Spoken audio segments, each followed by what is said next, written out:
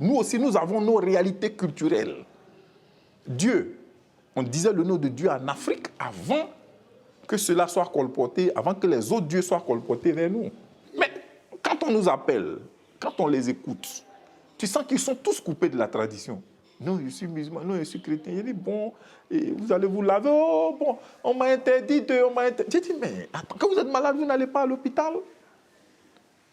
Vous savez, l'endoctrinement est tellement fort que pour finir, l'homme même qui a sa plus grande richesse a peur de cette richesse. Il se sous-estime. Il est devenu son propre ennemi. C'est à ces blocages-là que nous avons affaire. C'est à ces blocages-là. La première grande richesse est la richesse culturelle, est ta richesse basale.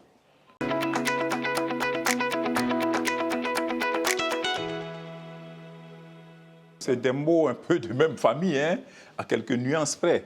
Et quand on parle de spiritualité, c'est tout ce qui a trait à l'esprit. Tout ce qui a trait à l'esprit.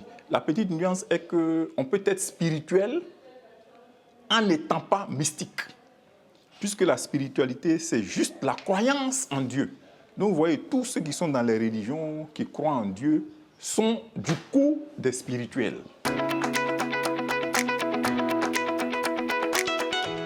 Mais le mystique, il va au contact de la chose. Le mystique, c'est par le ressenti qu'il s'exprime. Le mystique fait des expériences. Il expérimente Dieu par des exercices plus profonds. C'est ça, le mystique. Il essaie de scruter les mystères. Ça vient du mot mystère. Mystère qui est quelque chose qui est presque inaccessible aux gens.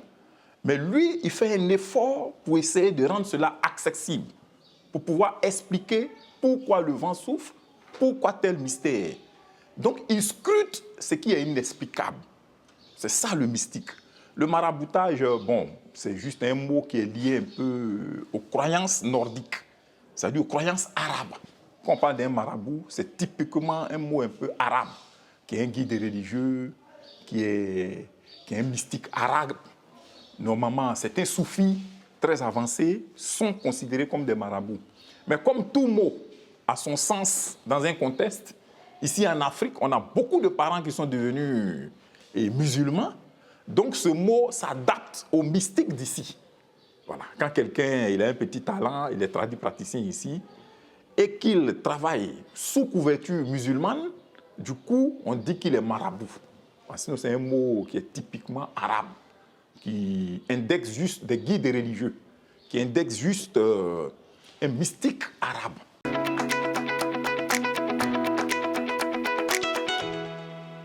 Oh, la médecine traditionnelle occupe une place très importante.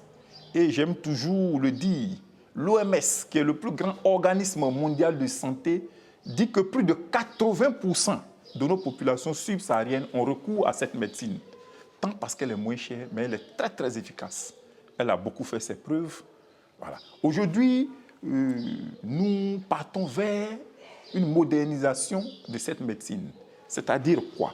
Pour répondre aux besoins de nos populations, pour répondre aux besoins des grandes instances internationales qui veulent que nous rendons explicable la médecine traditionnelle, alors nous sommes obligés aujourd'hui de répondre un peu à leurs critères.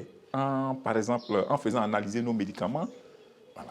Au cours des analyses, on peut voir le taux de toxicité, la valeur qualitative, la valeur quantitative, la posologie, la présentation du médicament, etc. Donc vous voyez, nous sommes obligés de répondre un peu à ces normes. Et donc c'est ce que la médecine traditionnelle est en train de faire. Sinon, nous nous comportons très bien. Et même, on peut pousser un ouf de soulagement, hein, nous sommes aujourd'hui des professionnels de la santé. Et cela a été bombardé, couronné par une carte professionnelle. On a été professionnalisé par l'ADEPS. L'ADEPS qui est la direction des établissements professionnels et sanitaires en Côte d'Ivoire, qui est le département du ministère de la Santé qui professionnalise tous les secteurs liés à la santé. Le seul petit problème, c'est qu'on n'a pas un vrai interlocuteur avec l'État. Voilà. C'est-à-dire un traduit praticien qui pourra aller échanger directement avec le ministre ou bien avec toutes les grandes instances et venir nous faire des rapports. C'est tout notre problème. Aujourd'hui, on se fait représenter par des médecins. Ça nous est imposé. Hein? La médecine traditionnelle est très, très importante. Elle est incontournable dans le système sanitaire. Et donc aujourd'hui, je profite encore de cette caméra pour dire à l'État, pour dire à toutes nos grandes autorités, chaque fois que j'aurai l'occasion, je vais prêcher, je vais leur parler de cela. Alors on a besoin d'un interlocuteur qui est un praticien de médecine traditionnelle auprès de l'État, non pas un médecin, ainsi de suite. Alors, vous comprenez un peu, pas que nous soyons contre les médecins, mais un praticien de médecine traditionnelle, je pense qu'il pourra mieux comprendre le problème des praticiens de médecine traditionnelle. Vous comprenez? Et donc, je profite encore pour dire à l'État que nous ne sommes pas subventionnés. Pourtant, une fédération a besoin de subventions pour réellement pouvoir mettre sa mission à exécution. Vous comprenez?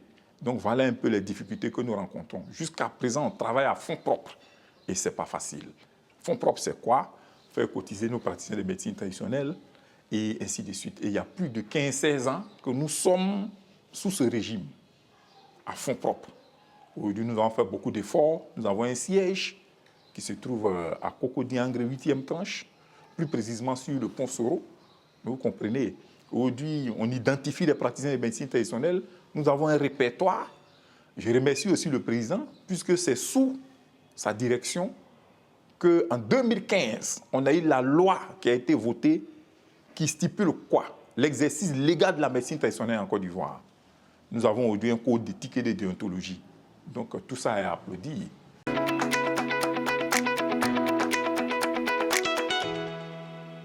Un blocage spirituel peut être sous plusieurs angles. D'abord, le mot blocage, bloqué dans tout secteur, dans n'importe quoi, signifie ne plus pouvoir avancer, être face à un mur. Et donc, quand un citoyen te dit qu'il est bloqué, c'est que ses activités ne vont plus comme il aurait voulu que les choses aillent. Donc, il vit des difficultés énormes sur le plan financier, ça peut être sur le plan aussi sentimental, sur le plan social, grosso modo. Il vit des difficultés. Ça peut être sur le plan sanitaire, etc. Et donc, les causes peuvent être nombreuses. Nous ne pouvons pas indexer une seule cause. Ça peut être même des problèmes d'ordre mystique. Hein? Ça, il ne faut pas qu'on ignore cela en Afrique. Ça peut être des problèmes d'ordre mystique qui peuvent provenir d'une jalousie profonde. Nombreux sont ceux qui vivent cela, d'une jalousie très, très profonde. Ça peut être aussi lui-même, son propre mental, qui le bloque. Parce qu'il n'y a pas pire danger, pire ennemi que l'empoisonnement mental.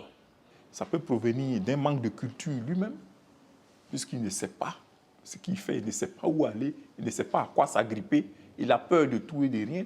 Pour lui, quand il ira au village, on le tuera, ainsi de suite. Tu comprends un peu? Une souris tombe chez lui à la maison, il est effrayé. Donc ça peut être personnel. Ça peut être le manque de culture. Ça peut être aussi vraiment un karma qu'il purge. Parce qu'aujourd'hui, nous, spiritualistes, on croit au fait que l'âme ne meurt pas. Et donc, l'âme qui ne meurt pas, forcément, revient faire quoi? Revient apprendre. Mais en revenant à apprendre, purge aussi un certain nombre d'erreurs commises. Purge un certain nombre d'erreurs commises. Raison pour laquelle il est dit que fais de bons actes. Ouais, toutes les religions sont unanimes dessus. Pose de bons actes. Et que tout se paye. Action égale à réaction. Tu vois, aujourd'hui, nos frères, quand tu parles de la tradition, combattre la tradition. Mais quand tu vas lui poser une question, qu'est-ce que la tradition t'a fait? Il ne saura même pas répondre. Il ne sait même pas d'abord ce que c'est que la tradition. Il ne sait pas qu'il est issu et qu'il est un produit de la tradition. Tu comprends? Et donc, du coup, il se braque contre la tradition. Parce qu'il y a un travail sérieux qui a été fait de lavage psychologique. Et ce travail-là lui crée un blocage mental, ce qu'on peut appeler un empoisonnement mental. Pour lui, tout vient d'ailleurs, tout est beau, c'est Jésus, bon, pas pour blâmer cela, ou bien bon, Mahomet, ou bien le bouddhisme, etc. Non, c'est des réalités qui appartiennent à une culture. Voilà. Et donc, nous aussi, nous avons nos réalités culturelles. Dieu, on disait le nom de Dieu en Afrique avant que cela soit colporté, avant que les autres dieux soient colportés vers nous. Mais quand on nous appelle quand on les écoute, tu sens qu'ils sont tous coupés de la tradition. Non, je suis musulman, non, je suis chrétien. Il dit, bon, et vous allez vous laver. Oh, bon, on m'a interdit de... J'ai dit, mais attends, quand vous êtes malade, vous n'allez pas à l'hôpital. Vous savez, l'endoctrinement est tellement fort que pour finir, l'homme même qui a sa plus grande richesse a peur de cette richesse. Il se sous-estime. Il est devenu son propre ennemi. C'est à ces blocages-là que nous avons affaire. C'est à ces blocages-là. La première grande richesse est la richesse culturelle, est ta richesse basale. Parce qu'il n'a pas la première richesse basale qu'il faut, qui est la richesse mentale.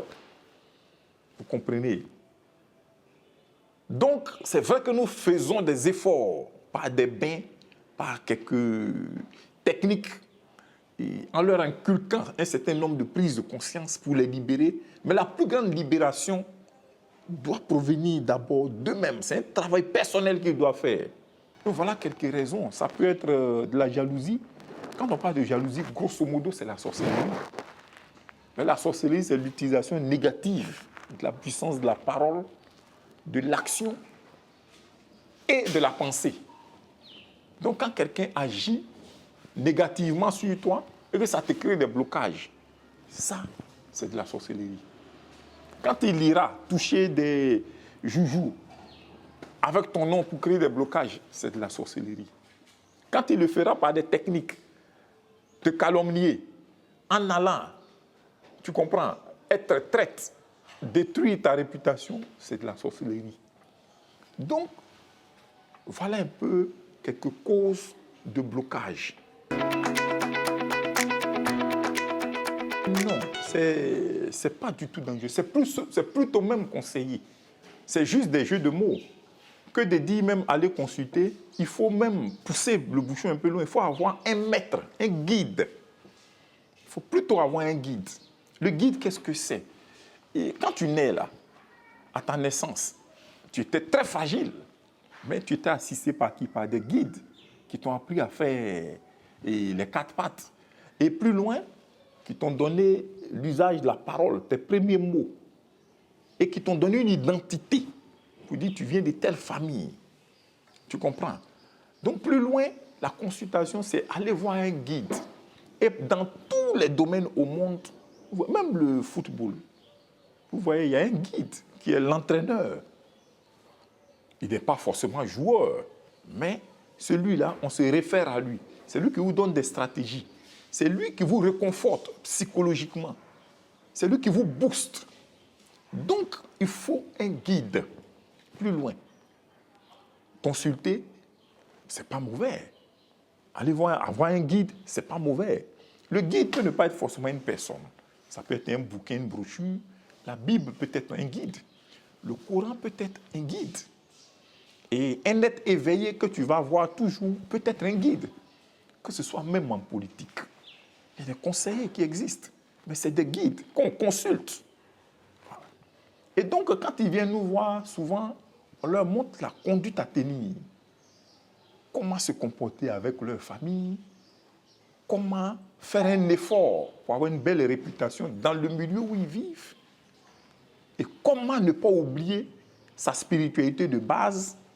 Et comment se comporter vis-à-vis de d'autres spiritualités importées et ainsi de suite. Tu comprends? Donc la consultation est plutôt conseillée. Quand quelqu'un est malade, qu'est-ce qu'il fait? Il va à l'hôpital. C'est comme ça.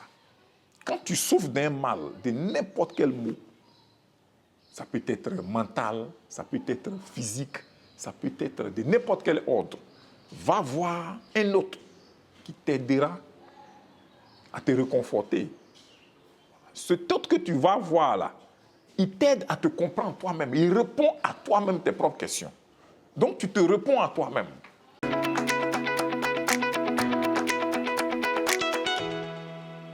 Travailler dur et décoller financièrement sont deux sujets très différents. Vous voyez, c'est deux droites un peu différentes, parallèles, mais qui, quelquefois, quand même, ont des points de jonction. Si vous remarquez, tous ceux qui ont beaucoup d'argent, ce ne sont pas des gens qui travaillent forcément dur. Ça dépend de ce qu'il appelle travailler dur, qui soulève des bois, ainsi de suite. Et nos frères et sœurs sont trompés par ça. La richesse est d'abord mentale. C'est un projet de société. Et la richesse est démographique. Mais je donne un exemple pour que vous puissiez comprendre. Prenez la Chine. Moi, je vais m'asseoir dans les petits cafés.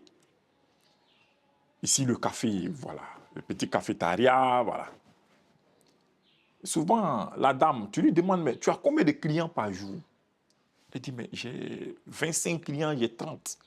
Ah, tu dis, mais du courage, ça te permet de résoudre. Elle dit oui.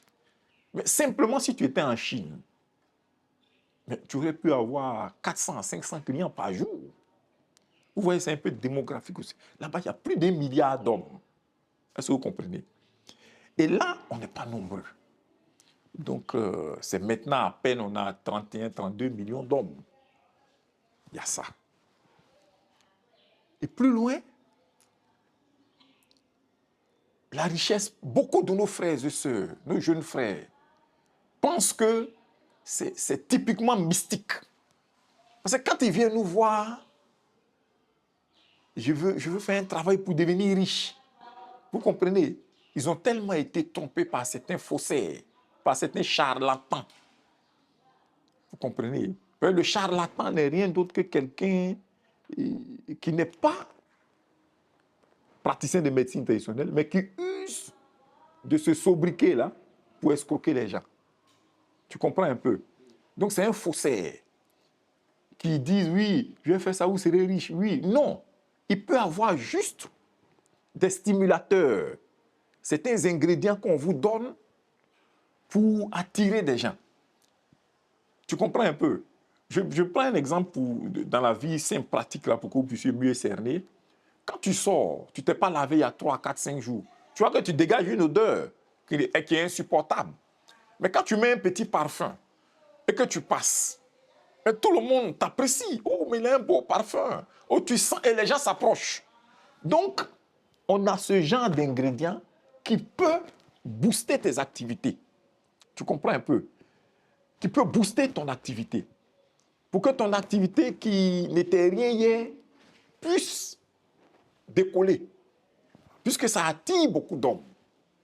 Mais si tu n'as pas d'activité, à proprement dit, et que tu vas voir quelqu'un qui te vend des rêves, des illusions, qui te dit non, je vais te donner un canari qui sera rempli tous les jours. Mais mon frère, ça, je le dis haut et fort, mais c'est du mensonge. Qui a ce canari-là et puis lui, il allait le donner à un autre? Malgré toutes les barrières qu'il te dit, il allait le donner au moins à quelqu'un de son village. Pour dire que cette richesse reste entre nous. Et souvent, même les gens viennent de pays lointains pour venir, toi, te vendre ces rêves-là ici. Et tu crois en ça? Mais si ce canari, il allait rester ça dans son pays là-bas pour enrichir son pays. Et plein de nos frères cupides sont grugés par vouloir devenir riches par cupidité. Non. Tu comprends un peu? Donc, la richesse, c'est un peu de travail avec beaucoup d'intelligence et puis un bon stimulateur, c'est-à-dire un bon guide à côté. Le guide, le stimulateur peut être un guide, ça peut être un parfum qu'on te donne pour que tu puisses sentir bon, pour booster tes activités. Et cela peut agir dans tous les domaines, que ce soit dans la musique, que ce soit dans le commerce, que ce soit dans le football, que ce soit dans tous les secteurs d'activité. Il faut avoir d'abord une activité. Aie d'abord une activité. Et toi-même, aie un talent dans cette activité. Et plus loin, un bon stimulateur. Ça peut être un parfum, ça peut être ceci, cela. Et puis un bon guide. Les trois cumulés, mais c'est impossible. C'est impossible que tu sois à la traîne. Ça, c'est impossible que tu sois à la traîne. Ce n'est pas possible. Mais sans ça, que tu es un guide, mais tu n'as pas de talent, on fait quoi de toi? Le guide ne va pas prêcher dans le désert. Tu dors, tu ne fais rien. C'est-à-dire, l'un sans l'autre, ça ne peut pas aller. Mais les trois combinés, cite-moi un seul est riche. Qui n'a pas ces trois réunis? C'est impossible. Il a d'abord un talent à la base. Il y a ce qu'il fait. Et secondo, il a un guide, un conseiller. Et en troisième position, il a un stimulateur. Ça peut être des prières, ça peut être une religion qui le booste, ça peut être des parfums. Comme le disait Céline Dion, j'irai voir les marabouts d'Afrique. Voilà. Tu comprends un peu? Avec leur huile magique. Ah, très bien. Donc les trois alignés, c'est sûr que cette personne va exceller dans son domaine. Et quand tu excelles, mais c'est la richesse qui vient après.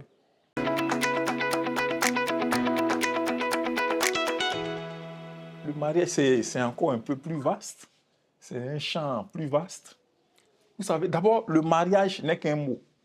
Le mariage, c'est juste la légalisation d'une union entre un homme et une femme. Il se fait à la mairie. Il y a aussi le mariage coutumier, etc. Mais après cette légalisation qu'on appelle mariage, le plus important, c'est le couple. Le plus important, c'est le couple qu'ils vont former. Alors, mais qu'est-ce que le couple? Le couple n'est rien d'autre qu'une personne et une autre personne qui s'associent, deux êtres qui s'associent pour former un troisième être qu'on appelle le couple. Mais c'est quel genre de couple ils vont créer? Donc, c'est ce qui est à définir qui est là. Mais aujourd'hui, on regarde, on voit qu'il y a certains couples qu'on peut appeler quand même couples parfaits. Hein? C'est-à-dire que les gens réussissent à durer ensemble. Il y a Jean-Paul Sartre, Simone de Beauvoir, qui ont tout fait ensemble. Il y a, je m'excuse, Thérèse Boigny, Papa Oufouette. Il y a aussi mon grand-père, ma grand-mère. Bon, les gens réussissent à résoudre tous leurs problèmes, tous leurs différends. Et de manière magique, ils traversent le temps. Vous n'entendrez jamais des querelles les concernant. Vous ne verrez jamais de mauvais témoignages les concernant. Pas que ça n'existe pas, mais ils réussissent à réellement résoudre tous ces problèmes-là. Donc, ce couple-là, on peut l'appeler couple parfait. Mais plus loin, il y a des couples intéressés. On les voit aujourd'hui. L'intérêt peut parler plusieurs sortes de langues. L'intérêt peut jouer au désintéressé par rapport à l'intérêt. Le couple intéressé, qu'est-ce que c'est? L'un vient avec des pensées personnelles à lui. Soit c'est pour le bien matériel. Donc, tant que ce bien matériel existe, le couple va perdurer. Il y a un autre là, c'est des besoins physiques. Soit le monsieur est très bon sexuellement parlant ou vice-versa. Donc, tant que cet aspect-là existe, ce couple-là va survivre. Donc, l'intérêt peut être sous diverses formes. Donc, tant que cet intérêt-là existe, ce couple-là va résister au temps. Mais plus loin, il y a un autre couple où soit le monsieur ou la dame est un éternel enfant. C'est-à-dire, il n'a cessé de grandir. Qu'est-ce que je veux dire par là? Si c'est l'homme, il aurait voulu voir sa mère à travers sa femme. Mais ce n'est pas facile, ça. Et si c'est la femme, elle aurait voulu revoir son père à travers son époux. Mais ce n'est pas facile. Et donc, voilà un peu quelques conditions qui rendent difficile l'harmonie des couples aujourd'hui. Mais plus loin, ce n'est pas mauvais, hein? À deux, on est plus fort. Plus loin, le couple est plus à féliciter. Puisqu'il y a la postérité, la progéniture est là, et la société s'agrandit. Et vous voyez. Mais plus loin, ce que j'aimerais donner comme conseil, aujourd'hui, nos jeunes frères, nos gens se marient, pas par conviction. Ils se marient juste pour dire à l'autre en face que je suis marié. C'est juste pour dire à l'autre que moi, je suis marié. Ce n'est pas par conviction. Certains, c'est pour avoir de nouveaux bijoux.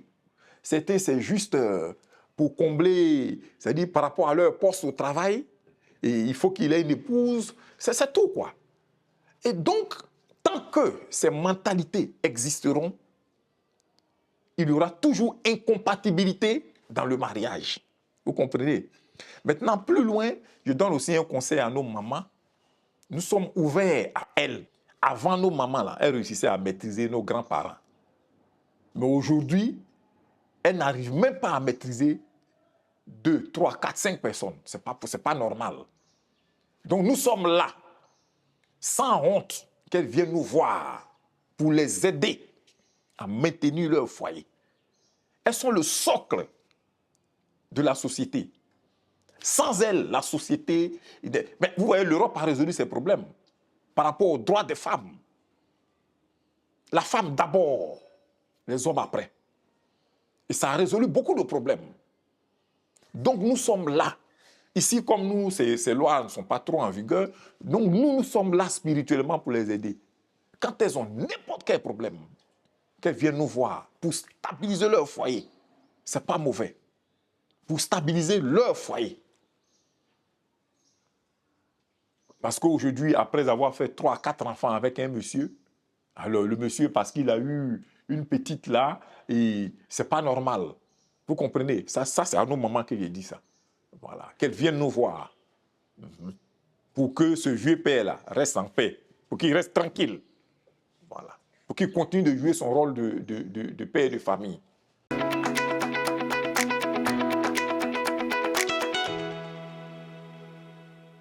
Vous savez, les réseaux sociaux sont un phénomène de mode. Et plus loin, un grand moyen de communication.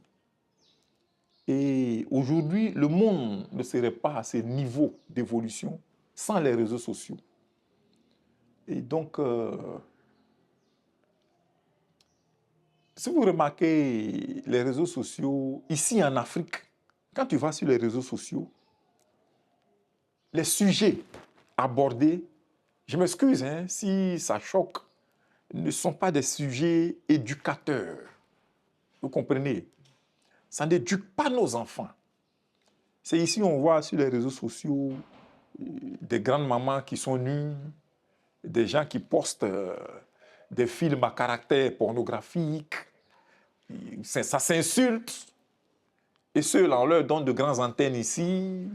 Ils sont sur les grands médias, ça s'insulte. Avec des langages orduriers. Ta mère con. Et puis les gens les applaudissent. Tu comprends? Voilà. Donc, les médias sont un couteau à double tranchant. De la même manière que les médias peuvent t'élever, les médias peuvent te détruire. Et plus loin, la publicité peut faire désirer l'indésirable. Vous savez, nos enfants n'ont pas encore un mental très fort, très formé. Et donc, ils copient facilement. Quand ça s'inculque, avant de pouvoir leur enlever cela, ce n'est pas facile. Ça, j'interpelle un peu nos grandes autorités, avant de continuer, à être un peu strict. À être un peu strict, à mettre un certain nombre de barrières. Voilà, à mettre un certain nombre de barrières, une forme d'épée de Damoclès sur la tête de tous ces gens malsains qui prodiguent n'importe quoi sur les réseaux sociaux. Quand j'entends certains dire non, c'est à nous de leur fermer ça, c'est à nous de ne pas leur donner ça. Mais non, une personne a plusieurs familles. Il y a la famille biologique, mais il y a la famille amicale. La personne va à l'école. Vous voyez? Et il y a la famille aujourd'hui qui a été créée par les médias. Qui peut interdire à un enfant de s'épanouir, de regarder des dessins animés, ou bien d'aller sur les médias, pensant que c'est ce qui va être produit, c'est autre chose qui sort.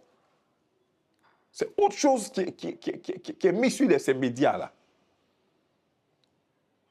Donc, pour nos frères et sœurs qui vont sur ces médias pour avoir des conseils, il y a la question que vous avez posée, mais pour avoir les conseils dans tous les domaines, je prends grosso modo, ça n'engage que.